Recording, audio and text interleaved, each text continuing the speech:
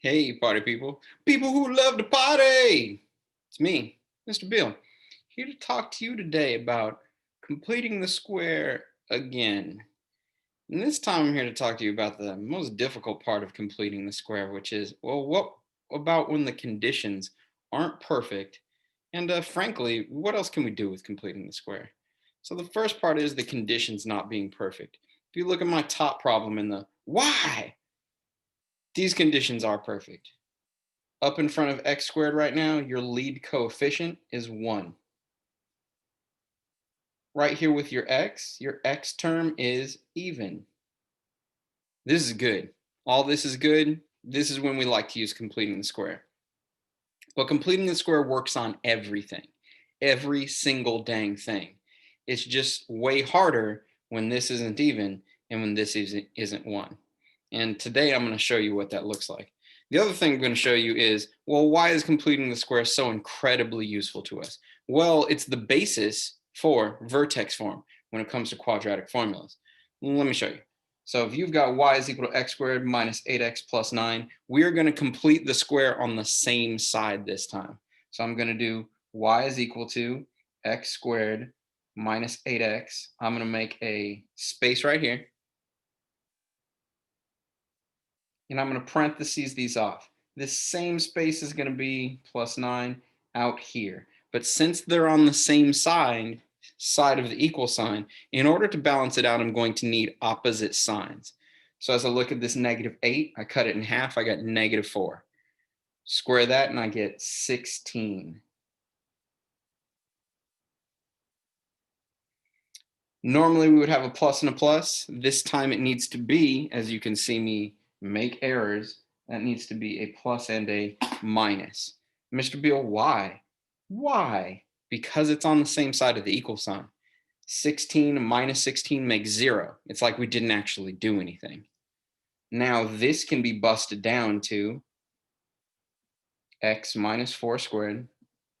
Your outside can be broken down to make negative 7. And we have our quadratic equation in vertex form. This guy would be moved right 4 and down 7. Booyaka, good to go. That's part of the reason why completing the square is so great. So I'm going to show you one more time, but now I'm going to use the nasty problems. Ooh, more difficult problems. The first one, it's still 1 out here, but look at that. Look at that guy. We've got a 7, and we're going to do it on opposite sides. So what does it look like regularly? Well, regular style would be, hey, 5, get out of here. Minus 5 from both sides. Or we could leave it there, I guess, but I don't want to. We'd have x squared plus 7x, and we're going to make our space is equal to negative 5 and that space. They're on opposite sides of the equal sign. This means they're going to get the same sign. Same sign. We divide 7 by 2. We get 7 over 2. Yikes. We square that, and we get 49 over 4. So just to show you that real quick, I took my middle and I did my completing the square step. I said 7 divided by 2 is equal to 7 over 2. And then if I square 7 over 2, I get 49 fourths. And, the sadness encompasses my heart and makes me cry. Plus 49 fourths on this side too. Yikes city. Now this side is the side that's going to behave because it's going to bust down to x plus, I look back up here, 7 over 2 squared equals, and now this side is going to act a fool because I need to get that 5 in terms of fourths. There are 20 fourths in a 5, so this will be negative 20 over 4 plus 49 over 4 makes 29 over 4. And it's still equal to this savvy and beautiful x plus 7 over 2 squared. Okay, Mr. Beal, now what? That was terrible. I didn't like it. Exploding heart syndrome. Nope, calm down. Calm it on down. Instead, let's square root both sides. We get x plus 7 over 2. And we're going to work with the square root a little bit. Not only do we get plus or minus, but you have to realize the square root of the quotient is the same as the quotient of the square roots.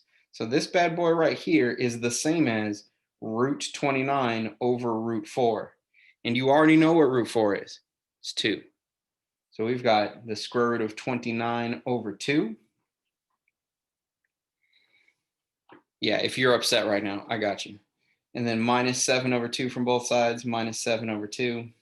We've got x is equal to negative 7/2 plus or minus the square root of 29/2.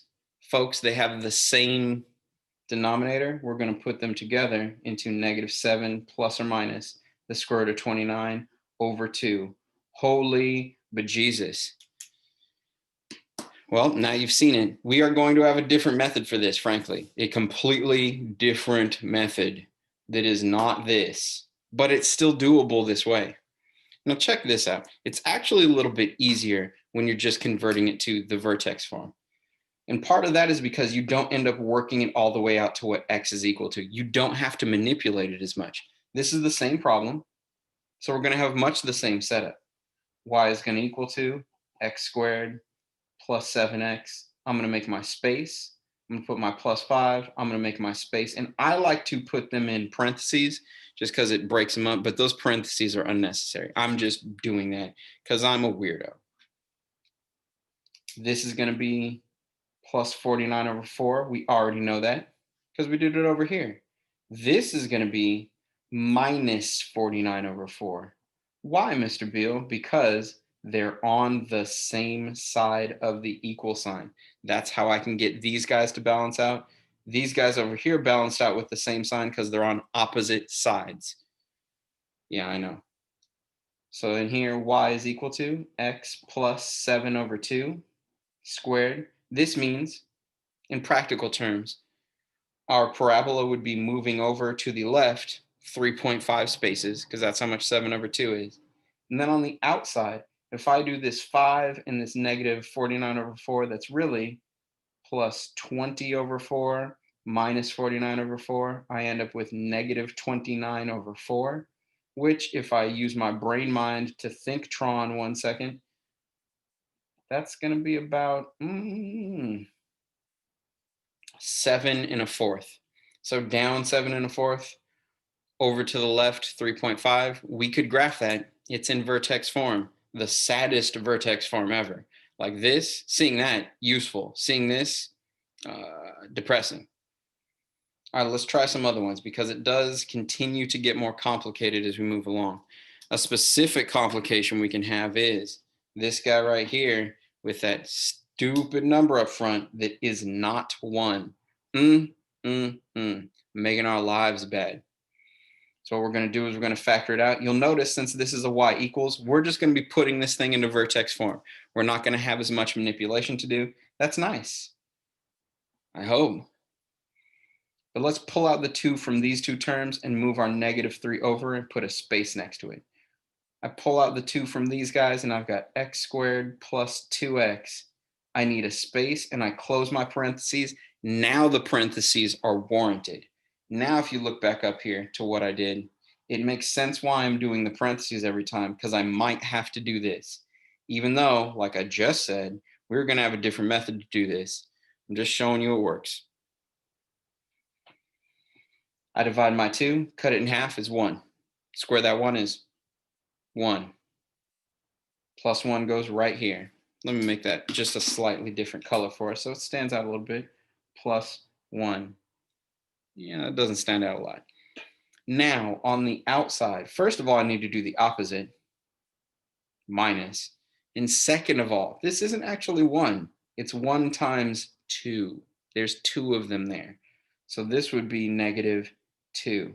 That's crazy. Now they're different. Mr. Beal, I hate everything. Look, calm down. It's just a 1 inside of some parentheses. What's outside of the parentheses? That 2. So you have to multiply them to realize what's going to go over here. It's not actually a 1. It's actually a 2. We wrap this up. We've got y is equal to 2. This is now a perfect square. That's why we did all that. Squared x plus 1. And over here, minus 5.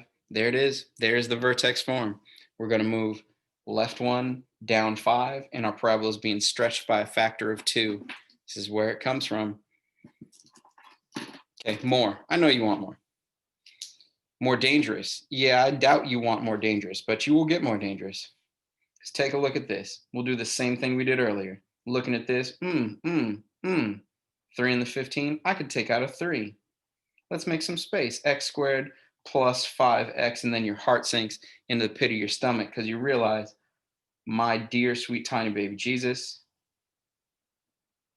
I have to cut that 5 in half. And I have to square that thing that I cut that 5 in half to be. 5 over 2 is just 5 over 2, or 2.5. We're going to square that, and we end up with 25 over 4. Now you may be wondering to yourself, why doesn't he just write the decimal approximation of these things? He keeps saying 2.5 and 3.5 because the fractions are actually easier to work with, to be completely honest with you. And they make more sense, at least to me, especially for this part. When you go to turn this thing into a perfect square, well, I guess it would just be 2.5. Maybe you're right. Maybe you could work with the decimals. You raise an interesting point. Did you see me mess up here and put that plus? See, it's hard for me to get it straight too sometimes. This will be minus 25 over 4. It's going to be a whole lot. It's going to be a bunch of stuff. So I got y is equal to 3 times the quantity of x plus 5 over 2 squared. And that's, so right now we're moving over left 2.5. We're stretching by a factor of 3. How far down do we have to go? Looks like too far down. This would be negative, let's see, 17 times 4 is like 68. Oh, wait, and I even messed up again. Look at that 25. There's a 3 on the outside. I have to times this by 3. Luckily, that's not too bad to fix. 25 times 3 makes 75. Jeez. So this isn't 68 fourths, negative 68 fourths minus 25 fourths. It's negative 68 fourths minus 75 fourths. And for those who have a big number phobia, probably the sweat glands are kicking in right now. Maybe you're salivating too much. And your feet have become very wiggly and squiggly. But if I do a little bit of mojo right here, these are just getting bigger negative number, bigotive. So I believe it's 143 over 4, which would be like 35 and 3/4. So down 35 and 3/4, left 2.5, stretched by 3. Guys, I have no doubt in my mind that you do not want to graph that.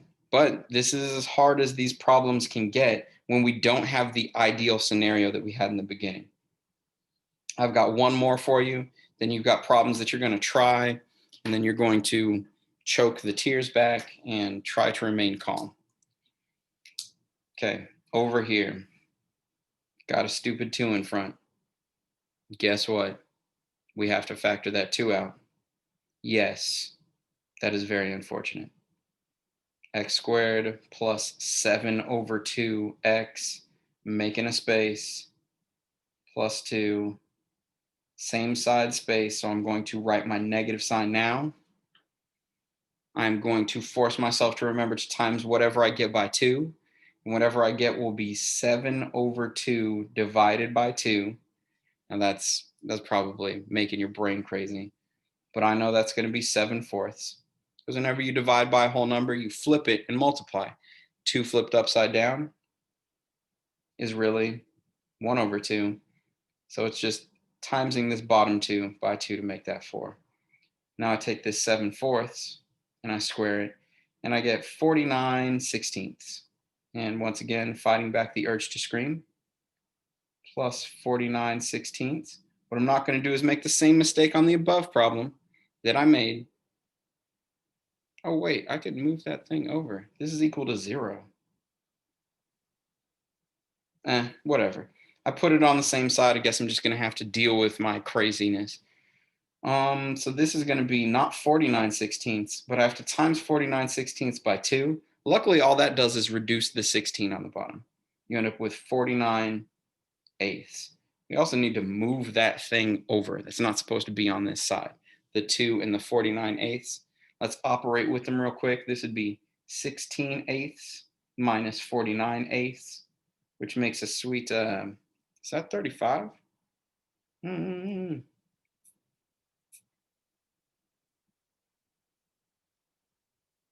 No, that can't be 35. 33. So negative 33/8 equal to 0.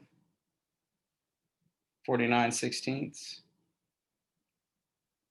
7 over 2x plus x squared, 2 on the outside. Okay, I'm going to do a couple steps at once. I'm going to move this guy over. I'm going to break this guy down. So I've got 2x plus 7/4, hideous, squared is equal to 33/8. Now the real fun comes in because I have to solve this thing all the way. So I'm going to be dividing this 2 off onto this side. I've got x plus 7/4 squared is equal to 33 over 16. More fun. I've got to square root both sides. I end up with x plus 7 over 4 is equal to plus or minus root 33 over 4. Now you can see a little bit of light at the end of this tunnel because when I minus 7/4 from both sides, I have the same denominator on both of the fractions. X is equal to negative 7 over 4 plus or minus root 33 over 4, which means that's going to be x is equal to negative 7 plus or minus root 33 all over 4. There are my two answers, plus or minus. Yeah, that was rough. So, big old question at the end of this. You listen to all this math, probably fast forwarded to the end. Hopefully you're wiping tears away from your face so that you can see again why. This is how to get the quadratic formula. The easier way that we have to do these problems is a direct result of doing the problems this way. There's a whole proof for it. One of the first ones I ever saw, and it absolutely mystified me. But you're going to try these 3 problems. Obviously, that one's going to be the easiest. If you take a look at these 2 guys, there's going to be less to do. They don't equal 0, they equal y. You're just trying to get them into vertex form. If you can do that, you win. Give it a shot. Give it a shot. Shot given.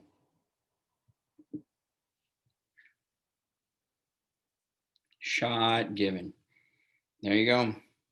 Here you've got x is equal to negative 9 plus or minus root 97 over 2. Over here, y is equal to 5 times the quantity of x plus 1 squared minus 20. You'll notice there's not a lot of work on that. It's a relatively easy problem for me. I understand you may have had a lot more work. If you need to talk with me about it, talk with me about it. And then over here, y is equal to 2 times the quantity x plus 9 over 2 squared minus 41 1/4. Yeah.